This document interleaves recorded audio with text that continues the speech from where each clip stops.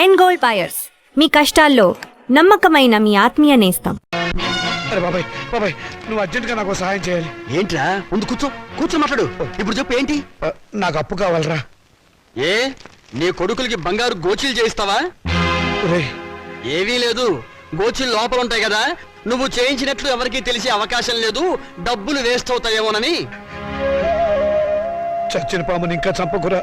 పాము చచ్చిందో లేదో టెస్టింగ్ చేద్దామని. ఓకే, నీకు డబ్బు కావాలి. ఇప్పుడు డబ్బుతో అంత అవసరం ఏమొచ్చిందిరా? మా పెద్దమ్మాయి పెళ్లి వెంటనే చేసేయాలరా. నాకు అర్జెంట్గా 2 లక్షలు కావాలి. నా జీవితంలో నేను ఎప్పుడు ఏ సహాయం అడగలేదురా. ఈ ఒక్కసారికి సహాయం చేయరా. నాకు ఎక్కడైనా 2 లక్షలు అప్పుగా ఇప్పించరా. ఒరే రాముడు, నీ కూతురు నాకు మాత్రం కూతురు లాంటిది కాదు. అసలు నా దగ్గర డబ్బు ఉంటే నేనే ఇచ్చేవాడిరా. ఈ రోజుల్లో బతుకున్న వాళ్ళకే అప్పు దొరకడం లేదు. నువ్వేమో అందరి దృష్టిలో ఏనాడో చచ్చిపోయావు. నువ్వు బతుకున్న శవానివిరా. నీ దగ్గర ఏముందిరా? నీ రక్త మాంసాలు తప్ప.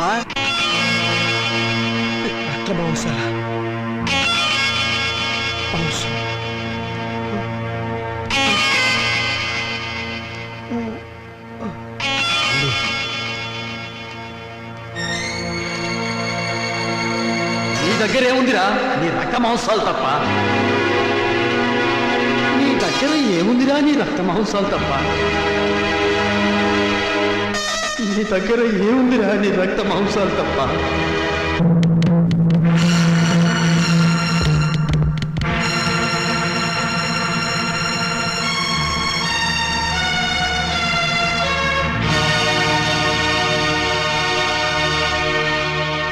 సారీ రామచంద్రయ్య గారు, మీ 2 కిడ్నీల్లో ఒకదాని కండిషన్ బాగుండలేదు, అందుకని రెండోది ఇంకొకరికి ఇచ్చే అవకాశం లేదు.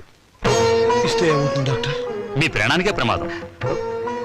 పర్వాలేదు డాక్టర్, నాకు బ్రతకాలని ఆశ లేదు. నేను ఎప్పుడు చచ్చిపోయాను. నాకు ఇప్పుడు డబ్బు చాలా అవసరం. నేను కిడ్నీ అమ్ముకోవడం తప్ప మరో మార్గం లేదు డాక్టర్, ప్లీజ్. సారీ రామచంద్రయ్య గారు, నా వృత్తికి ద్రోహం చేయలేదు. అలా అనకండి డాక్టర్, ప్లీజ్. మీకు చేతులెత్తి నమస్కారం పెడతాను. నాకు జీవితంలో ఇది ఒక్కటే అవకాశం. నాకు ఈ సహాయం చేయండి, ప్లీజ్ హెల్ప్ మీ. నాకు ఆపరేషన్ చేయండి డాక్టర్, నాకు ఆపరేషన్ చేయండి. అండర్స్టాండ్, ఆపరేషన్ చేస్తే మీ లైఫ్ డేంజర్. పర్వాలేదు డాక్టర్, నేను చచ్చిపోయినా పర్వాలేదు.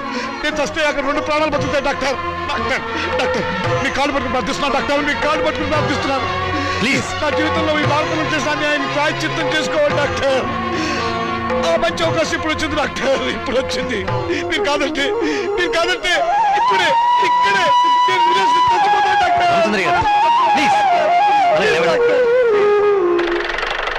కల్పన, త్వరగా రెడీ చేయండి, సాయంత్రం డిస్పాచ్ చేయాలి. అమ్మా మౌని, నేను ఒకసారి మన ఊరు వెళ్ళొస్తానమ్మా. ఇప్పుడంత అవసరం ఏంటి నాన్న? అవసరం ఉండి కాదమ్మా, మనశ్శాంతి కోసం. నిజమే నాన్న, మా నూరు వెళ్ళి 4 రోజులు ప్రశాంతంగా ఉండిరండి. అలాగేనమ్మా.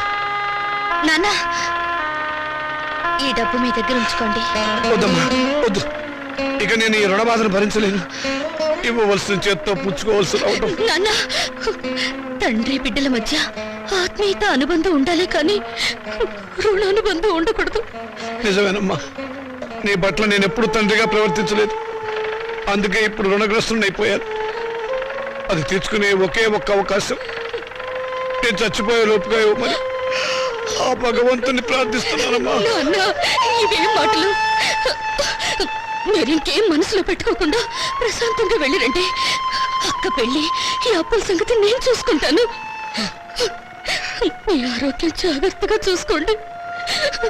నీకేమన్నా అయితే నేను భరించలేదు. అలాగేనమ్మా, పసుపు కుంకుమలతో, పిల్ల పాపలతో, ఆయురారోగ్యాలతో నిండు 100 ఏళ్ళు జీవించమ్మా, జీవించు.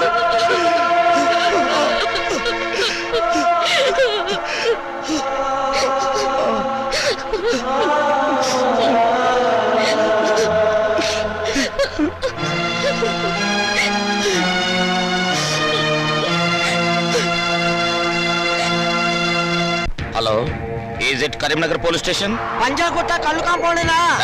షట్ అప్, నేను ఎస్టీడీ మాట్లాడుతున్నా. ఏం పర్లేదు, మాట్లాడండి. నేను లోకలే మాట్లాడుతున్నాను. ఎవడై నువ్వు? నేను ఎస్ఐ వేదవ్యాసం మాట్లాడుతున్నాను. నేను డిఎస్పీ చిదంబరాన్ని. డిఎస్పీ చిదంబరం. ఆ, ఈ పేరు గల వల్ల మా డిస్ట్రిక్ట్ లో లేరే. అసలే పడరా నువ్వు? ఆ, లేలే దోసపాదులు చిదంబరాన్ని. ఇంతకీ మీరెవరు? దోసపాతుల చిదంబరం. హలో హలో, వీడెవడో లోపల కాలం జస్టిలోకి వచ్చి వీడెవడు ఎస్టీడీ నుంచి లోకల్లోకి వచ్చినట్టున్నాడు. హలో హలో హలో, అవును యువతలు మాట్లాడుతుంటే ఎవడో లైన్ కట్ చేసాడు వేధవా. హలో హలో, వండర్ఫుల్, నా అభిమాన సంఘం వాళ్ళంతా వచ్చేసారనమాట. Very good. నార్మల్ చచ్చినోడు చచ్చినట్టు గోతిలో పడుండక ఇలా పబ్లిక్ గా తిరుగుతూ న్యూసెన్సులు చేస్తారో మీ అతను పీనుక. నేను పీనుగుని కాదు, ఏనుగుని కాదు. ఏయ్, చంపేస్తాను రాయ్. నీ గురించి ఇంట్రడక్షన్ ఇచ్చుకోవడానికి ఇది టీవీ ఇంటర్వ్యూ కాదురా. ఆయన హే, నా సర్వీస్ మొత్తంలో నా డిఐజీకే భయపడలేదురా, కానీ నీకు అనుక్షణం భయపడి చచ్చాను కదరా. ఇంకా వాడితో మాట్లాడు సార్. పట్టుకోండి. ఆగండి, నేను చావలేదు. సావపోతే నిజంగానే చంపేస్తా. అమ్మో. సావకపోతే వారం రోజుల పాటు గుంటలో పూడ్చినా ఎలా బతుకున్నారా? మరి అదే చిదంబర రహస్యం. ఏంటది? వాయు స్తంభన విద్య నేర్చుకొని ఊపిరి బిగబెట్టడం ద్వారా ప్రోగ్రాములు ఇచ్చి డబ్బు సంపాదించి నా కూతురు పెళ్లి చెయ్యాలనుకున్నాను. ఊపిరి బెగపెట్టి నిద్రపోవడం ప్రాక్టీస్ చేస్తూ ఉండగా నా భార్య నేను చచ్చాను అనుకొని మళ్ళీ బ్రతికేస్తానేమో అన్న టెన్షన్తో నన్ను పూడ్చిపెట్టింది. సమయానికి మీరంతా వచ్చి నన్ను కాపాడారు. ఓరి వ్యథ, నీ వెనకాల ఇంత ఫ్లాష్ బ్యాక్ ఉందా? హార్ని, ఎంత అడావిడి చేసింది నీ కూతురు పెళ్లి కోసమా? అవును, కోటి విద్యలు కూటి కొరకే అంటారు, కానీ నాకు మాత్రం నా కూతురు పెళ్లి కోసం. వస్తాను. Thank you all.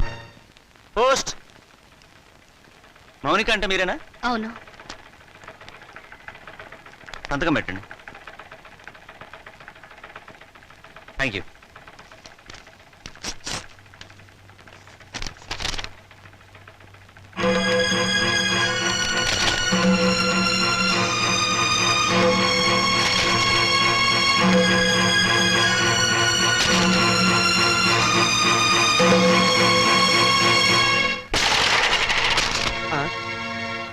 ఏమిటి ఇలా వచ్చావు? రావటానికి సిగ్గుండాలి. సిగ్గు లేని వాళ్ళ దగ్గరకు రావడానికి సిగ్గెందుకు? నోరు మూసుకుని బయటకు నాడు. నడుస్తాను. ఈ కోర్టు నోటీస్ ఎందుకు ఇచ్చారు? ఇంకా మా దగ్గర ఏం మిగిలిందని?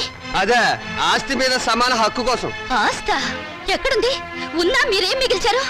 లేని అప్పులు చూపించి మొత్తం దిగి మింగారుగా. మిగిల్చాం కాబట్టే కోర్టుకెక్కాం. మాకు మిగిలింది గౌరవనీయులైన నాన్నగారు. ఆయనే మాకు ఆస్తి, ఆస్తిలో మాకు వాటా ఉంది. మనుషులు ఆత్మీయులు అవుతారు కానీ ఆస్తులు కారు. ఎందుకు కారు? అమ్మితే డబ్బు వచ్చే ప్రతిదీ ఆస్తి కింద లెక్కే. నాన్న ఒంట్లో అమ్ముకోవడానికి పనికొచ్చే ప్రతి భాగం మీద మాకు హక్కు ఉంది. అమ్మగా వచ్చిన డబ్బులో మాకు వాటా ఉంది. మీరు మనుషులా రాజులా? నువ్వేంటే రెచ్చిపోతున్నావు? నువ్వు మాత్రం ఏమైనా తక్కువ తిన్నావా? నాన్నగారి కిడ్నీని 2 లక్షలకు అమ్మేసుకోలేదు నువ్వు? ఏంటి? నాన్నగారు కిడ్నీ అమ్మేశారా? అంత అనుమానంగా ఉంటే ఇంటికి వెళ్ళి ఆయన పొట్టకోసి లెక్క పెట్టు. 1 ఉందో 2 ఉన్నాయో నీకే తెలుస్తుంది.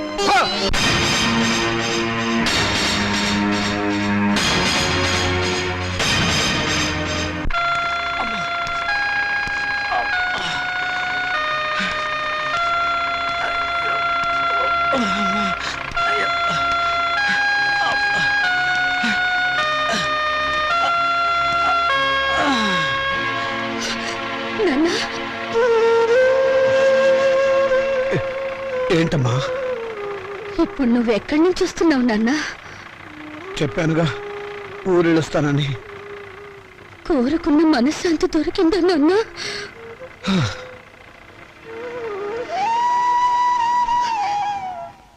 దాని ఖరీదు 2 లక్షలు నాన్న. అది నీ శరీరంలో భాగం కాదా నాన్న? మౌనిక, శరీరంలో భాగాలు అమ్ముకుని మమ్మల్ని ఆదుకోవాలని చూస్తున్నావా నాన్న? ఆ దుర్మార్గులకు నా మనసును తాకట్టు పెట్టి దరిద్రుడైన వాడిని, మీ అమ్మ దగ్గరికి ఎంత తొందరగా వెళ్ళిపోవాలని ఆశలతో ఉన్నవాడిని, అన్యాయం చేసిన ఆడపిల్లలను ఆదుకోవటానికి నా రక్త మాంసాలు అమ్ముకోవడం తప్ప ఏమీ చేయలేని వాడిని. అంతకంటే నేనేం చేయగలనమ్మా? ఇప్పుడు నీ కొడుకుల కోర్టుకెక్కింది ఆ రక్త మాంసాల కోసమే నాన్న. అంత నీచాన్ని కూడా కట్టారా దుర్మార్గులు? వాళ్ళు వదిలిపెట్టకూడదమ్మా, వాళ్ళు చూడాలి.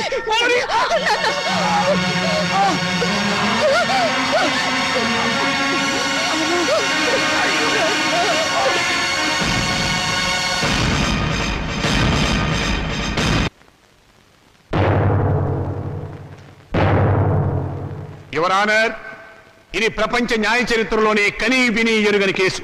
ఇటువంటి కేసు ఇంతవరకు ఏ న్యాయస్థానం ముందుకు రాలేదు. నా క్లయింట్స్ రాజా కుమారుల తరఫున వకాల్తా తీసుకున్న నేను ఈ కేసులో ప్రతివాదైనటువంటి మౌనికను కొన్ని ప్రశ్నలు వేయడానికి అనుమతించవలసిందిగా కోర్టు వారిని వేడుకుంటున్నాను. Yes granted. మౌనిక మౌనిక మౌనిక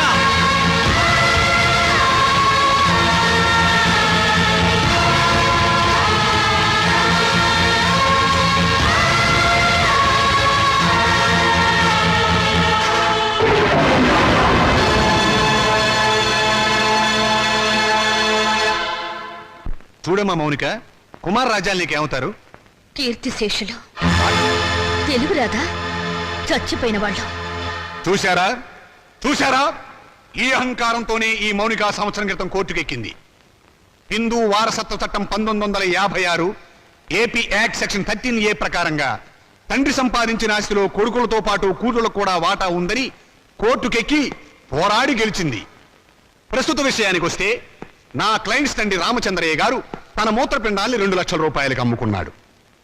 ఆనాడు న్యాయం, చట్టం, వారసత్వం అంటూ పోరాడి తన ఆశక్కును గెలుచుకున్న ఈ మౌనిక తన తండ్రి మూత్రపిండాలమ్మి సంపాదించిన 2 లక్షల రూపాయలు తండ్రి ఆస్తేనని, తనతో పాటుగా తన అన్నలకు కూడా దాంట్లో వాటా పంచాలి అన్న ఇంగిత జ్ఞానం లేకుండా వాళ్ళని మోసం చేసే డబ్బు మొత్తం కాజేసింది. మూత్రపిండం ఆస్తి కాదు, శరీరంలో ఒక భాగం. అదే అదే యువర్ ఆనర్, అది శరీరంలో ఒక భాగమే అయినా అమ్మినప్పుడు డబ్బు వస్తే అది ఆస్తి కింద లెక్క.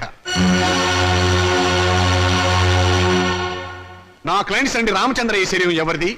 నా క్లయింట్స్ తాత నాయనమ్మలది. వాళ్ళు జన్మనివ్వబట్టే కదా ఈ రామచంద్రయ్య అనే వ్యక్తి భూమి మీదకి వచ్చింది. అంటే రామచంద్రయ్య శరీరం వాళ్ళ తాతగారిది అన్నమాట. మరి తాతగారిచ్చిన ఆస్తిని పంచుకునే హక్కు ఉన్నప్పుడు ఆయన జీవం పోసిన శరీరాన్ని పంచుకుంటే తప్పేమిటి?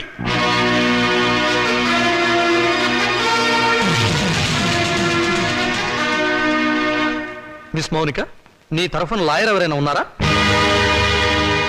లేరు. అక్కర్లేదు. వాస్తవాలు చెప్పడానికి లాయర్ ఎందుకు?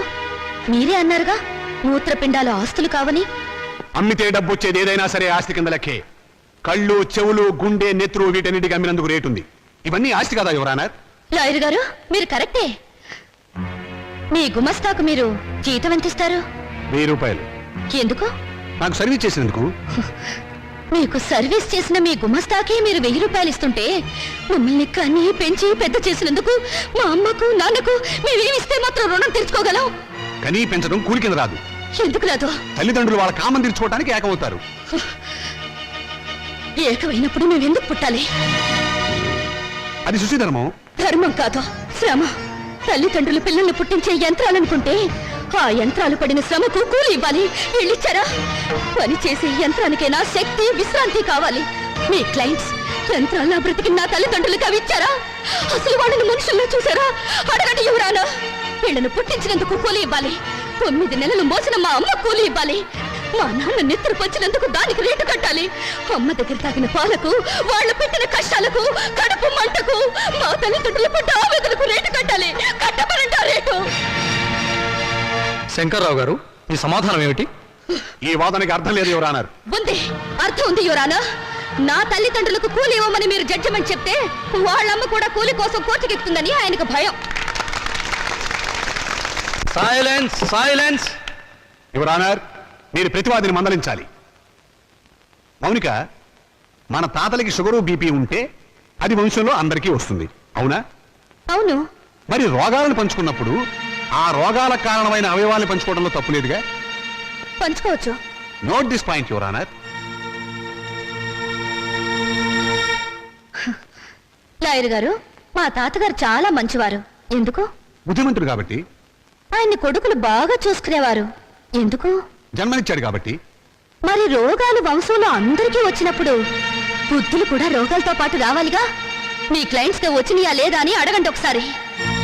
రాలేదు కాబట్టే కోర్టుకెక్కారు. ఒక చెట్టుకు కాసిన కాయలన్నీ ఒకే రకంగా ఉండవుగా.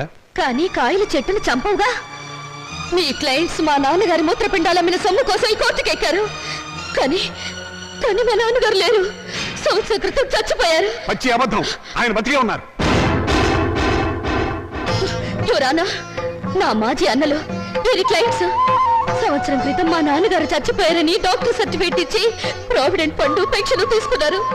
ఈ డెత్ సర్టిఫికేట్ వాళ్ళు ఇచ్చిందే ఎవరానా చూడండి.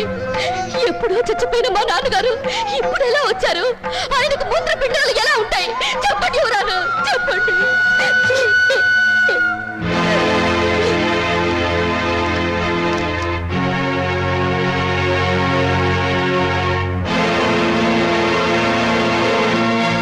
అవును, రామచంద్ర చచ్చిపోయాడు కదండి. అది సంవత్సరం క్రితం చచ్చిపోయిన వాళ్ళకి బూడిద తప్ప ఇంకేముంటుంది యువరానా? నేను చావలేదు, బతికే ఉన్నాను.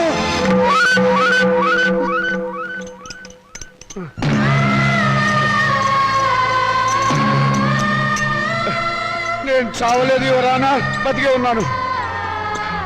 అరే, ఈయన బ్రతికే ఉన్నాడుగా. నన్ను ఆ బోన్ దగ్గర తీసుకెళ్ళు. యువరానా, మీరు లా పుస్తకాలు చదివి తీర్పు చెప్తారు, లా లేని ప్రపంచం తీరును, రక్త సంబంధం తీరును చూసి తీర్పు చెప్తారు. ఆలోచించండి. కొడుకుల పిచ్చిలో పడి కూతుర్లకు అన్యాయం చేశాననే బాధలు ఈ వెర్రి తండ్రి 2 లక్షలకు మూత్రపిండం అమ్ముకున్నాడు. ఆ సొమ్ములో వాటా కావాలని వీళ్ళు కోర్టుకెక్కారు. తల్లిదండ్రుల రక్త మాంసాలు పంచుకునేవి కావు. ప్రపంచంలో ఏ కోర్టులోనూ ఇటువంటి కేసు ఏ బిడ్డ ఏ తండ్రి మీద వేయలేదు. ఆ అదృష్టం మన రాష్ట్రానికి దక్కింది ఇటువంటి కొడుకుల దయ వల్ల. యువరానా, తండ్రి మాట కోసం రాముడు 14 ఏళ్లు అడవికి వెళ్ళాడు. తల్లిదండ్రులను పూజించి పాండురంగుడు దేవుడయ్యాడు. వీరగాథలు చెప్పి శివాజీ నెత్తురులో దేశభక్తి నింపింది అతని తల్లి జిజియాబాయ్. అటువంటి తల్లులు తండ్రులు బిడ్డలు పుట్టిన చరిత్ర గల దేశం మనది. ఓ చరిత్రలో పుట్టిన పురుగులు నా అన్నలు. శిబి చక్రవర్తి కర్ణుడు వాళ్ళ శరీరాలను కోసి దానం చేస్తే కన్ను వాళ్ళను కోసి పెళ్ళాలతో పలా వండించుకుని తినాలనే పుర్రెలు వీళ్ళవి. అందుకే రక్త మాంసాల కోసం కోర్టుకెక్కారు. కుక్క మాంసం తినదు, కానీ మనిషి మాంసం కోసం, కన్ను వాళ్ళ మాంసం కోసం ముందుకొచ్చారు. నాగరికతకు పట్టిన చెడ పురుగులు బిడ్డ. ఇటువంటి వాళ్లను క్షమించి వదలకూడదు ఎవరానా. చెప్పండి మీ జడ్జిమెంట్. దేశ జనాభా పెరగకుండా ఆపరేషన్లు చేయించడం కాదు, ఇటువంటి మాతృహంతకులు పితృహంతకులు దేశంలో పెరగకుండా కొత్త ఆపరేషన్లు కనిపెట్టమని సైంటిస్టులకు చెప్పండి ఎవరానా, చెప్పండి చెప్పండి.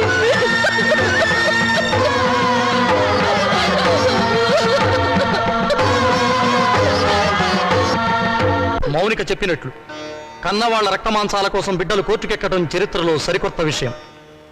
ఇది న్యాయం దృష్టితో కాకుండా మానవతా పరిధి విషయంలో ఆలోచించవలసిన విషయం. జన్మనిచ్చిన తల్లిదండ్రులను గౌరవించిన వాడు దేశాన్ని కూడా గౌరవించలేడు. ఈరోజు కన్న తల్లిదండ్రులను రేపు దేశాన్ని కూడా అమ్ముకుంటాడు. మౌనిక వాదనతో మేము ఏకీభవిస్తున్నాం. ఎవరన్నారు? మీరు తీర్పు చెప్పబోయే ముందు నా ఆవేదన చెప్పుకునే అవకాశం ఇవ్వవలసిందిగా ప్రార్థిస్తున్నాను. ఈ శరీరం నాతోనే పుట్టింది, నాతోనే పెరిగింది, రేపు నాతోనే మట్టిలో కలిసిపోతుంది. దీని మీద హక్కు ఎవరిది? నన్ను కన్నవాళ్ళదా లేక నేను కన్నవాళ్ళదా? నాన్న, మీరు ఆవేశపడకండి. ఉండమ్మా, నన్ను చెప్పని. చివరిసారిగా నేను చెప్పుకోవాల్సినంత చెప్పుకొని నా శరీరంలో ఉన్న అవయవాల మీద హక్కు నాకే లేకపోతే ఇక ఈ ప్రపంచంలో స్వేచ్ఛగా అర్థం ఏమిటి ఎవరన్నారు? ఆ హక్కు తల్లిదండ్రులకు లేకపోతే వాళ్ళు బతుకుండగానే వాళ్ళ కళ్ళు పీకి చర్మం ఒలిచి గుండె మూత్రపిండాలని షోకేసులో పెట్టి అమ్ముకునే దౌర్భాగ్యం సంతానం తయారవుతుంది ఎవరన్నారు. ఆ ప్రమాదం నుంచి సమాజాన్ని కాపాడండి, రక్త మోసాల విలువల్ని రక్షించండి, కన్నబిడ్డలే కసావాళ్ళు కాకుండా చూడండి ఎవరన్నా, చూడండి.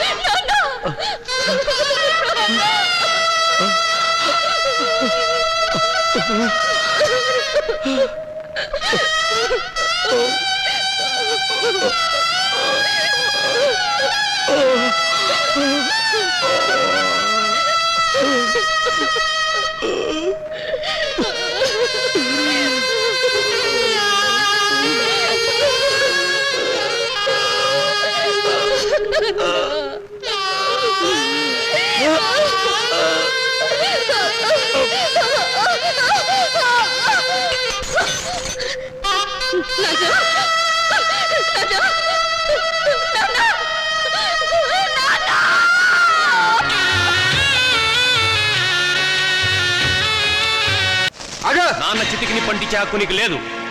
ఎందుకు లేదు? ఆడదానికి ఆస్తుల హక్కు ఉండొచ్చావు కానీ చితిని అంటించే హక్కు లేదు. సాంప్రదాయం ఒప్పుకోదు, ఆచారాలు అంగీకరించవు.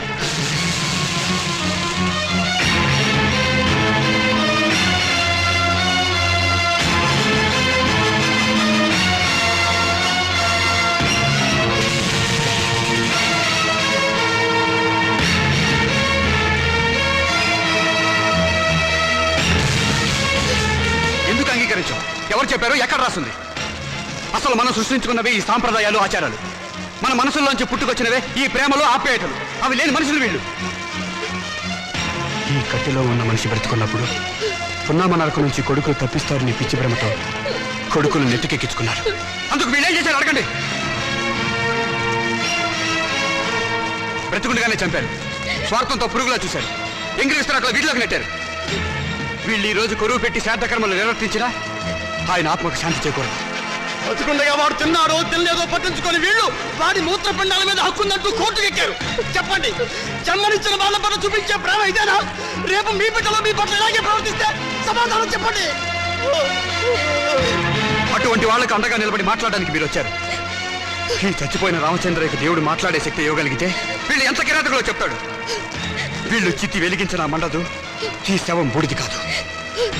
బ్రతికినంత కాలం మనశ్శాంతి లేకుండా చేశారు. చివరకు శ్మశానానికి వచ్చినా కూడా ఆయనకు మనశ్శాంతి లేకుండా చేస్తారా? ఆచారాలకు విలువ ఇచ్చి మంచిని మానవత్వాన్ని చంపుతారా? చెప్పండి.